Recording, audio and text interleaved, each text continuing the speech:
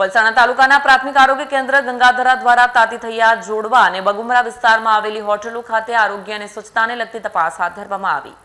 ગંગાધરા પ્રાથમિક આરોગ્ય કેન્દ્રના મેડિકલ ઓફિસર ડોક્ટર સચિન પટેલના માર્ગદર્શન હેઠળ સુપરવાઇઝર ધર્મેશ રાઠોડ તેમજ આરોગ્ય કર્મચારીઓ વિપુલ ગોડાવરિયા, ધનરાજ વ્યાસ, દીપક પંડ્યા અને શૈલેષ ભોજાણીની ટીમે સર્વોત્તમ હોટલ, ધરતી હોટલ અને સહયોગ હોટલ ખાતે સ્થળ તપાસ કરી. તપાસ દરમિયાન મેડિકલ ઓફિસર દ્વારા હોટલના જરૂરી લાયસન્સ, પરિસરની સ્વચ્છતા, હોટલના સ્ટાફના ફિટનેસ સર્ટિફિકેટ તેમજ ફાયર સેફટી અને ઇલેક્ટ્રિસિટી સર્ટિફિકેટ સહિતના દસ્તાવેજોની ચકાસણી કરવામાં આવી. સાથે જ હોટલના રસોડા અને આસપાસના વિસ્તારમાં સ્વચ્છતા જળવાઈ રહે તે અંગે પણ ખાસ સૂચનાઓ આપવામાં આવી.